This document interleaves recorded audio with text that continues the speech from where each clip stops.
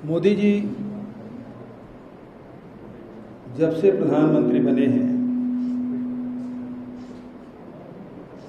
देश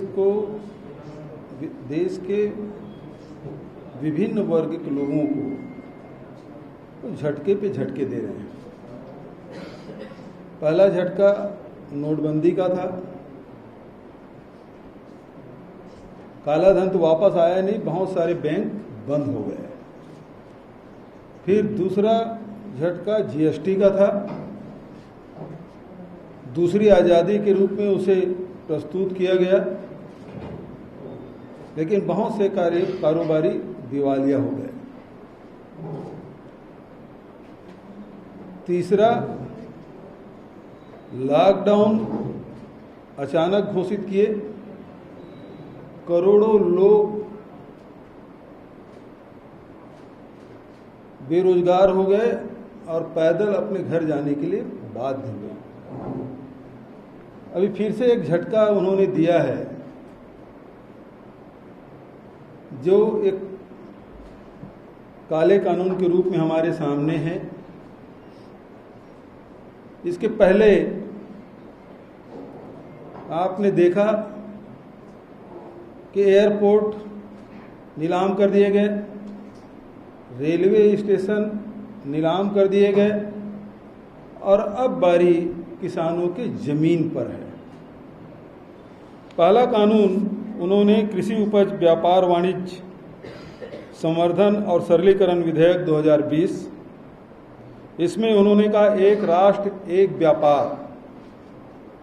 दूसरा संशोधन उन्होंने किया कृषक सशक्तिकरण संरक्षण कीमत आश्वासन और कृषि सेवा पर करार विधेयक 2, जिसे कॉन्ट्रैक्ट फार्मिंग के रूप में हम सब जानते हैं।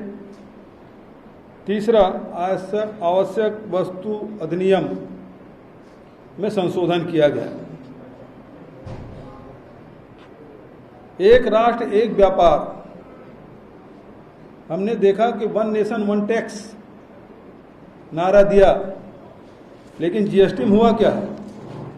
5 स्लैब बने हुए हैं, 0% से लेकर 28% तक। और स्थिति ये है कि जीएसटी के पैसा जो उत्पादक राज्य हैं,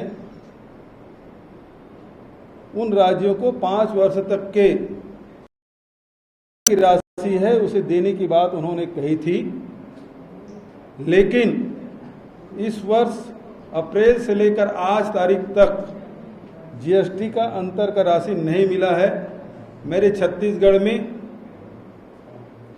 2 किस्त अभी तक के मिल जाना चाहिए था, ये तीसरे किस्त, क्योंकि अब सितंबर समाप्त होने वाला, अक्टूबर में मिलने वाला है, तीसरा किस्त भी नहीं मिलेगा। तो करीब 3000 करोड़ की राशि हमको मिलनी थी, जो कि नहीं मिला। अब वो कहते हैं कि आप बैंक से उधार ले लो, पैसा हमारा वैसे ही ये कहते हैं एक राष्ट्र एक व्यापार। एक शब्द और जोड़ना था, और वो शब्द है दर।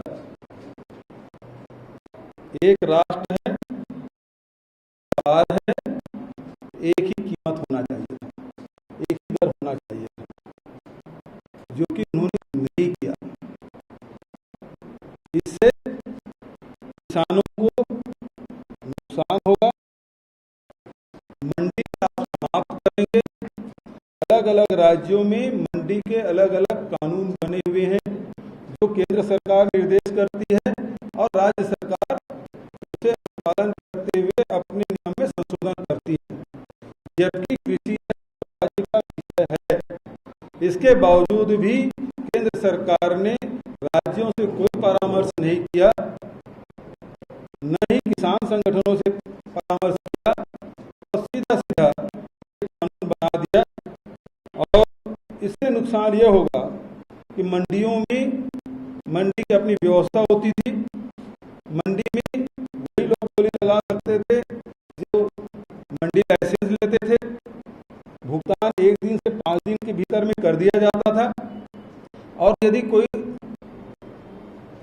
क्रेता और विक्रेता के बीच में कोई विवाद हो तो मंडी सचिव ही फाइनल अथॉरिटी हुआ करते थे, जो 5 दिन के अंदर में उसे निराकृत कर देते थे। लेकिन अब जो नियम बना है उसमें मंडी लाइसेंस लेने की कोई ज़रूरत नहीं है, मंडी में जाके खरीदी करने की भी कोई ज़रूरत नहीं है। आपके पास पैन कार्ड होना चाहिए, पैन कार्ड के माध्यम से बाहर में आप खरीदी कर सकते हैं। इससे यदि कोई विवाद होता है तो एसडीएम एक पैनल बनाएगा और वो सुझाव देंगे, उसके हिसाब से होगा। वो 7 दिन, फिर 15 दिन, फिर 7 दिन, तो इस प्रकार से ये कई सप्ताह बीत जाएगा, लेकिन किसान को न्याय नहीं मिलेगा। और यदि लाइसेंस है तो लाइसेंस निरस्त करने की व्यवस्था थी।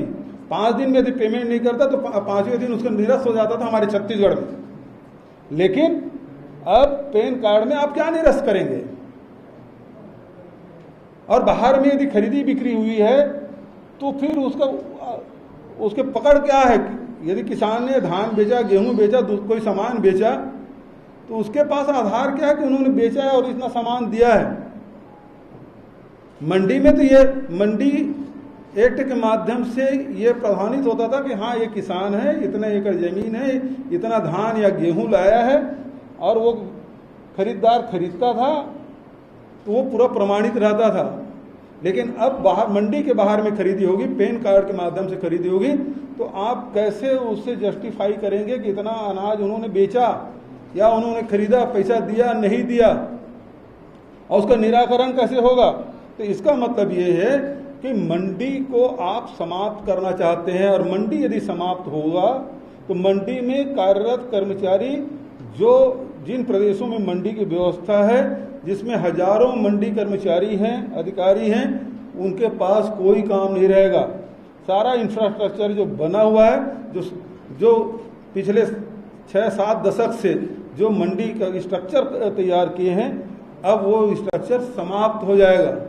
जो अड़थिया काम कर रहे थे, जो तौलिया काम कर रहे थे, जो हमाल काम कर रहे थे, वो सारे लोग बेरोजगार हो जाएंगे। जो ट्रांसपोर्टर काम कर रहे थे उसके पास भी कोई काम नहीं रहेगा। दूसरा, जो कॉन्ट्रैक्ट फार्मिंग की बात है, कॉन्ट्रैक्ट फार्मिंग करने की व्यवस्था आपने कर दी, मतलब सीधी सीधी बात है, आप अपने खेत में मजदूर हो जाएंगे, आप मालिक नहीं रहेंगे।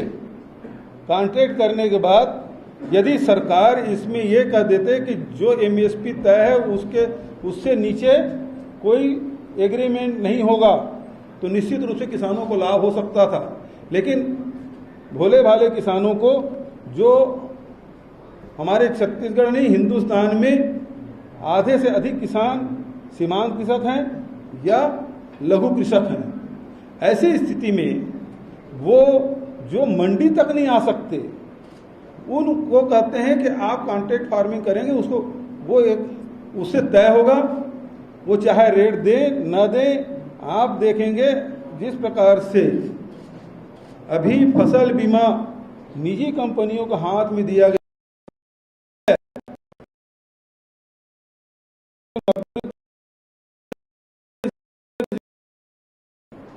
बीमा का लाभ मिला, और जो बीमा कंपनियां हैं उसको सैकड़ों करोड़ रुपए का लाभ हुआ इसी देश में।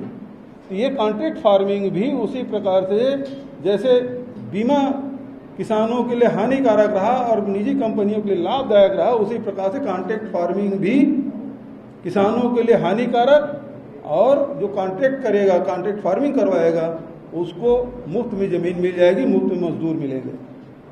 तीसरा जो सबसे बड़ी बात है जिसके तरफ किसी का ध्यान नहीं गया, वो आवश्यक वस्तु अधिनियम। आवश्यक वस्तु अधिनियम में पहले ये तय था कि आप अनाज इतने क्विंटल तक के रख सकते हैं। वो अलग अलग राज्यों में वो सीमाएं अलग अलग तय थी, लेकिन अब जितने भी जमाखोर लोग हैं उनको छूट दे दी गई। यदि आपात स्थिति है या युद्ध की स्थिति है, तभी छोड़ के कोई भी व्यक्ति कितना भी अनाज अपने गोडाउन में रख सकता है। इसका अर्थ ये है कि एक बड़ा प्लेयर, 2-4 बड़े प्लेयर देश के, पूरे देश के अनाज को अपने गोडाउन में भरेंगे, कृत्रिम रूप से अभाव पैदा करेंगे और मनमानी कीमत से वो उपभोक्ताओं को अनाज उपलब्ध कराएंगे।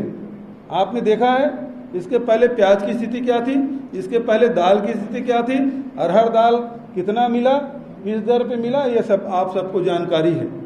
और अब स्थिति अनाज पे है, सस्ते में अनाज खरीदेंगे, गोडाउनिंग करेंगे और उसके बाद ये प्राइवेट प्लेयर है वो देश के अनाज की कीमत तय करेंगे। तो सबसे बड़ी जो मार है, किसानों को तो मार पड़ रहा है, लेकिन आने वाले समय में सबसे बड़े जो मार पड़ने वाला है उपभोक्ता को, आम आदमी को, गरीब आदमी को, मध्यम वर्ग के लोगों को ये जबरदस्त मार पड़ने वाली है कि आपके जो अर्थव्यवस्था है, घरेलू अर्थव्यवस्था वो बिगड़ने वाली है। क्योंकि अनाज की कीमत अब सरकार तय नहीं करेगी, अब वो प्राइवेट प्लेयर तय करेंगे। ये आवश्यक वस्तु अधिनियम, ये आवश्यक वस्तु अधिनियम नेहरू जी ने बनाया था।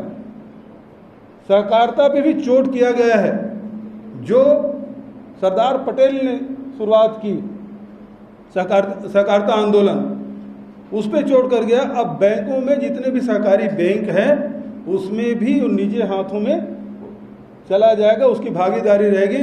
अभी तक के जो सहकारी बैंक है वो राज्यों के अधीन होते थे, राज्य के किसान उसमें हिस्सेदार होते थे।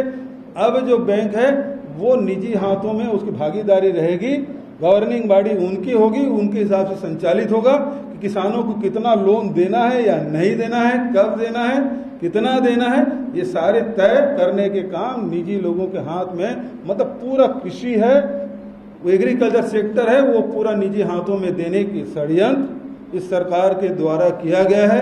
जो इंदिरा जी ने हरित क्रांति लागू किया था उसे भी ध्वस्त करने के षड्यंत्र चल रहा है। तो ये देश के किसानों के लिए, देश के उपभोक्ताओं के लिए ये बहुत बड़ा, ये केवल आप किसान के लिए न समझें बल्कि आम उपभोक्ता के लिए, खासकर जो महिलाएं हैं जो अपने घर खर्च चलाती हैं, अब उनके अर्थव्यवस्था जैसे नोटबंदी के समय बिगड़ा था अब फिर से बिगड़ने वाला है इस काले कानून के माध्यम से। इसलिए इसका हम विरोध करते हैं।